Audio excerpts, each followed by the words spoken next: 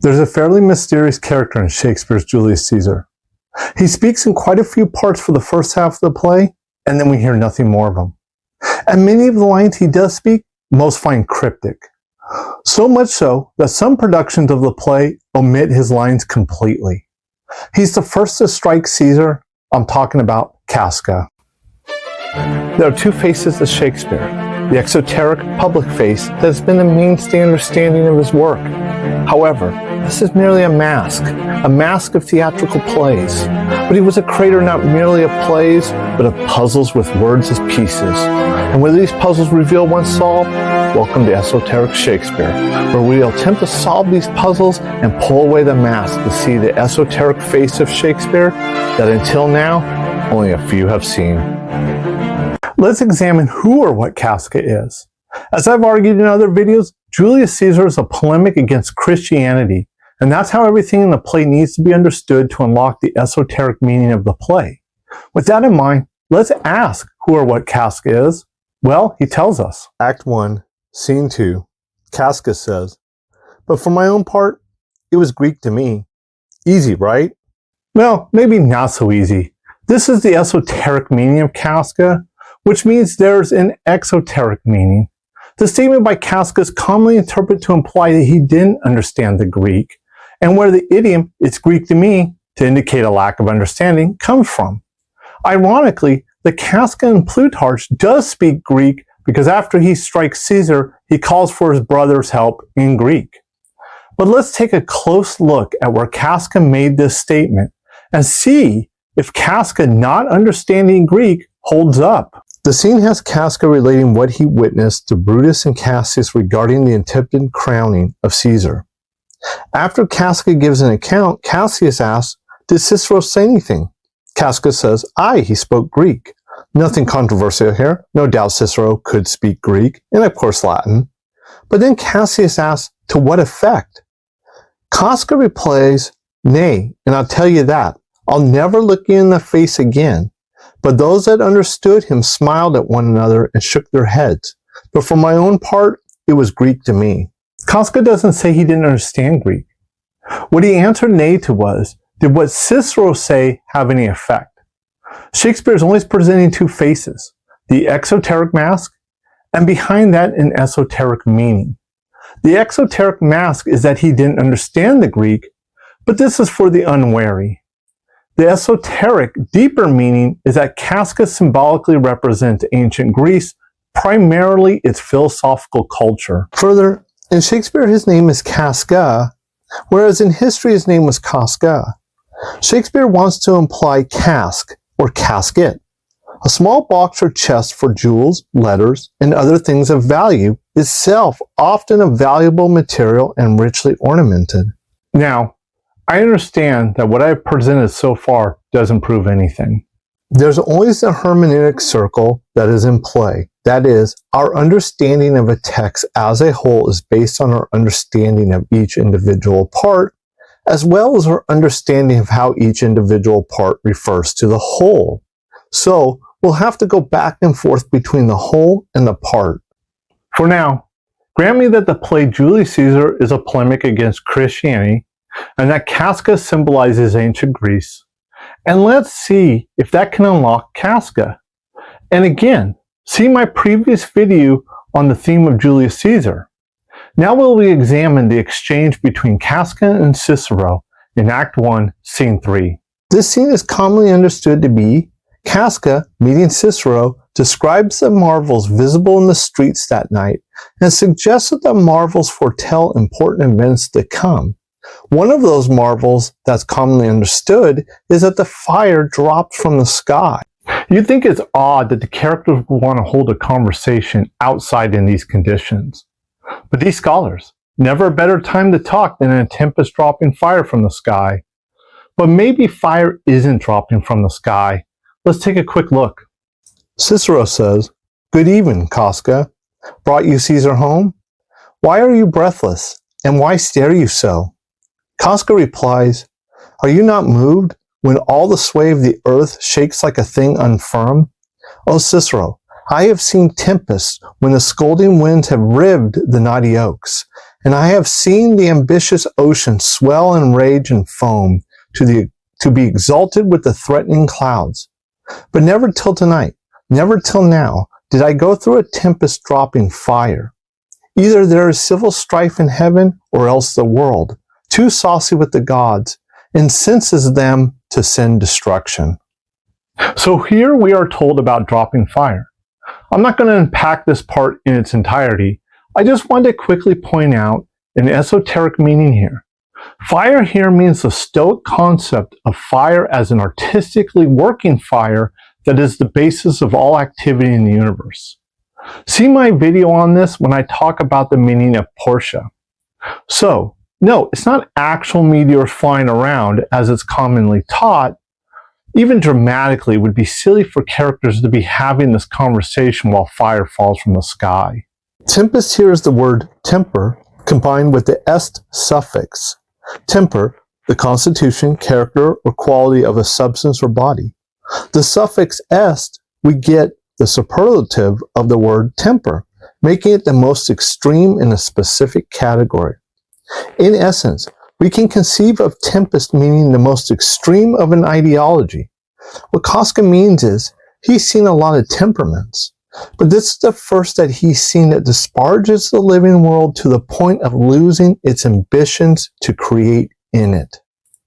Christianity not only displaced Stoicism in particular, and Greek philosophy in general, except for maybe Platonism, but it is ultimately an impotent religion concerning this life, as it sees no value in this life, but in an afterlife. So the Christian tempest, in its disparagement of the physical world, drops the artistically working fire of this life for a fictional afterlife. Now it's time for the part we are going to examine in detail. The exchange of Casca and Cicero continues. Cicero asks, "Why? Saw you anything more wonderful?" Casca responds, "A common slave. You know him well by sight. Held up his left hand, which did flame and burn like 20 torches joined, yet his hand, not sensible to fire, remained unscorched. Besides, I have not since put up my sword against the capital I met a lion, who glazed upon me and went surlily by without annoying me. And there were drawn upon a heap 100 ghastly women, transformed with their fear, who swore they saw men, all in fire, walk up and down the streets. And yesterday, the bird of night did sit even at noonday upon the marketplace, hooting and shrieking. When these prodigies do conjointly meet, let not men say, these are their reasons, they are natural. For I believe they are portentous things unto the climate that they point upon." What on earth is this guy talking about? Did Shakespeare just have Casca say random things just to give a sense of marvels signifying something significant is about to happen? That doesn't really seem like powerful writing just to say random things. Or is what Casca is saying actually significant? Of course it's significant. This is the great bard we are talking about. But now let's go back to Casca's answer when Cicero asked him if he saw anything more wonderful. And let's examine Casca's response line by line. Let's keep in mind that the play is a polemic against Christianity, and Casca represents the ancient Greco world, and that eventually Christianity conquers the Western world, overthrowing the Hellenistic culture, and eventually the Roman culture as well. A common slave. You know him by sight. Who is this common slave? We know him by sight? This is a play, so we are meant to hear the words, not read them. So we have sight as the see, and sight, C-I-T-E, as the sight something. Is there a Christian apostle famous for an event involving sight? Of course, Paul and his famous conversion on the road to Damascus. Let's look at the Acts of the Apostles, chapter 9. A light from heaven flashed around him. Jesus reveals himself to Paul, and then afterward, Paul is blinded for 3 days. But we also know Paul by sight. That is, citing him from his letters, and citing from the Acts of the Apostles like I just did. But I know, wasn't this person supposed to be a common slave? Paul was supposedly a Roman citizen. Well, let's look at his letter to the Romans, and conveniently, we only need to look at the opening line. Paul, a slave of Christ Jesus, called to be an apostle, etc., etc., etc. And we also have the opening to the Philippians, where Paul also refers to himself once again as a slave to Jesus Christ. And of course, Philippi being important because that is where the play culminates. Shakespeare will play off of this, something I will cover when I do a video on the opening scene of Julius Caesar. Let's continue. Held up his left hand, which did flame and burn like 20 torches joined.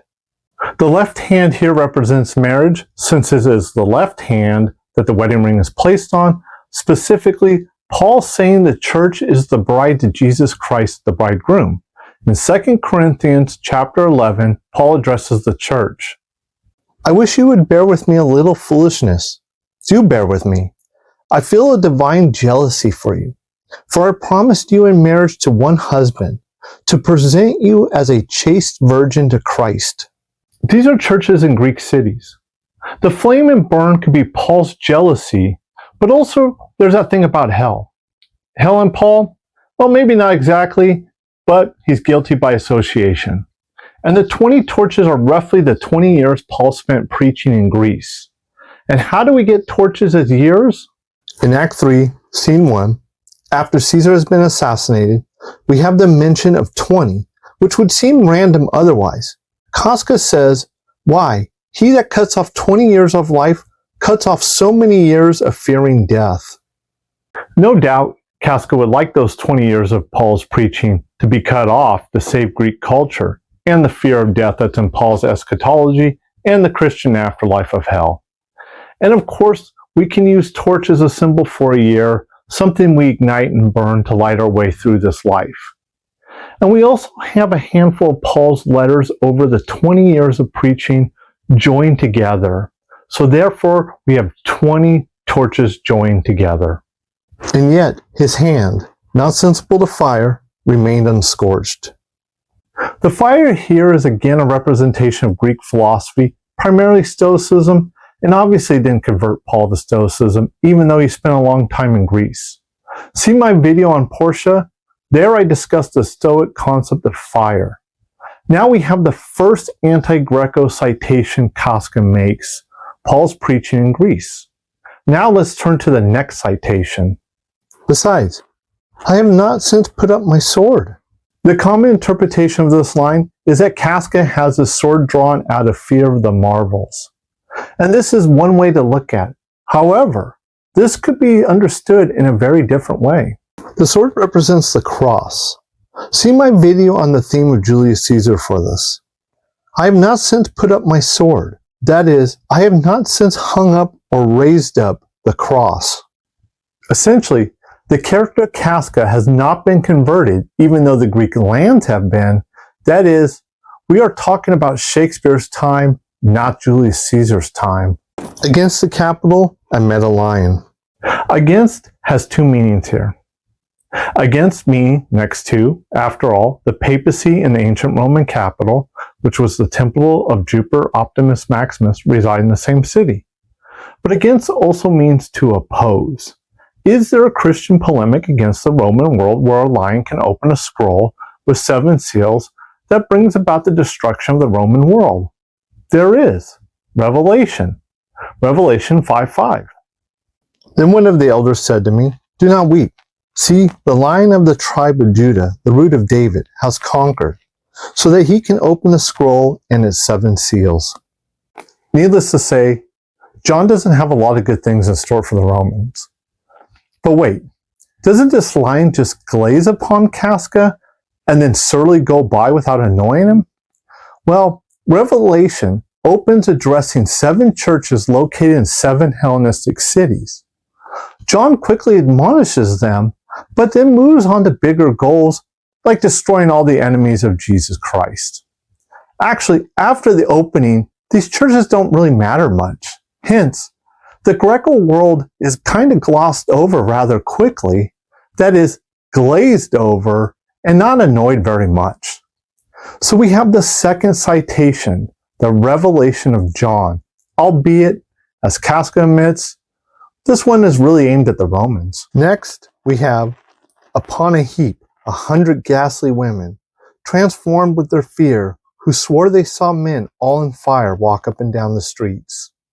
Since Julius Caesar is a polemic against Christianity, we need to search Christian texts or texts appropriated by Christians, and it has to have an anti-Hellenistic bent for us to stay consistent with our meaning of Casca. Then King Nebuchadnezzar leaped to his feet in amazement and asked his advisors, "Weren't there 3 men that we tied up and threw into the fire?" They replied, "Certainly, Your Majesty." He said, "Look, I see 4 men walking around in the fire, unbound and unharmed, and the 4th looks like a son of God." This is from the book of Daniel chapter 3, and one of the primary inspirations for Revelation. This son of God was frequently interpreted to be Jesus. In this video, I'm not engaging in biblical scholarship, whether this is Jesus, which it isn't, or even how Jesus should be understood, whether it's the Son of God, or as the Son of Man, or as God, or as all of it. That is another topic. And neither is Shakespeare interested in scholarly debates. Shakespeare is simply taking the commonly understood tropes and motifs of Christianity and incorporating them into his polemic. That being said, I don't think it's too much of a controversial statement to say the book of Daniel is an anti-Hellenistic work. And the section chosen was to employ the Son of God as a tie to Christianity. The heap is the furnace that the men were thrown into, and the women here is an ironic statement intended as a derogatory term towards Nebuchadnezzar, his satraps, governors, officials, his king counselors, and his valiant warriors, as all of them were supposedly present, and as the proclamation of Nebuchadnezzar is immediately overturned, and Nebuchadnezzar is transformed into a believer. So that now gives us 3 anti-Hellenistic references, and now for the last. And yesterday, the bird of the night did sit even at noonday upon the marketplace, hooting and shrieking. This is referencing the Act of the Apostles, chapter 17, when Paul preaches in Athens. While Paul was waiting for them in Athens, he was deeply distressed to see the city was full of idols. So he argued in the synagogue with the Jews and the devout persons, and also in the marketplace every day with those who happened to be there. Also, some Epicureans and Stoic philosophers debated him. Essentially, Paul's against everything in Athens. The bird of the night being the owl, the symbol of Athens. And of course, the marketplace being the marketplace. But also in the ancient world, the marketplace was where philosophers taught, discussed, and religious entrepreneurs preached. However, there's more complexity in this line. The words yesterday and noonday also have a significant meaning. Throughout Julius Caesar, Shakespeare will use the English word day to also mean the Latin word day. Remember, this was a play. It was meant to be heard, not read. The Latin word deus means God or deity. De is the inflection of deus, and it has 2 connotations. De can mean gods in the nominative, vocative, plural, or it can mean gods in the genitive, singular, mainly to show possession. So, we have yesterday. Yester is used to form nouns and adverbs denoting a period of time immediately preceding the current one. We get the gods of the preceding time, the pagan gods. Now let's look at noonday. Our English noon is derived from the Latin nona hora, which means the 9th hour, which is 3 p.m. Why is the 9th hour significant? Well, of course, that's the hour Jesus died. Hence, why Casca refers to him as the noonday. Further, not only was the marketplace where Paul preached in Athens and where the philosophers taught in Athens, but it's also a play on a place where goods are exchanged. That is, what good is being provided and exchanged. And the yesterday and the noonday sat even, that is, as equals. Acts says the bystanders to these debates seem to be split. Some saying Paul is totally full of it, and others wanting to hear more. And then Casca continues, when these prodigies do conjointly meet, let not men say, these are their reasons, they are natural. First, Casca doesn't consider anything about Christianity to be natural. But also he's saying, if it happens enough times, is it coincidence or conspiracy? To fight a conspiracy, Casca joins a conspiracy. Now, how does killing Julius Caesar help Casca's cause against Christianity? See my video on the theme of Julius Caesar for this. And then Casca finally wraps it up saying, "For I believe they are portentous things unto the climate they point upon." Essentially, look at what a teaching produces. That is, Christianity seems more bent on sending people to hell than bringing peace on earth. And if it does require a peace, it requires a disparagement of this life and an earth because it is a fallen world of sin. A peace that is established by abandoning this world for a fictitious afterlife. Well, what good does it offer in the marketplace? At least this is how the character Casca should be portrayed. This wraps up part 1 of the examination of Casca. In part 2, we will examine Act 2, Scene 1, where Casca says the day does not break in the east and that the sun is arising in the south.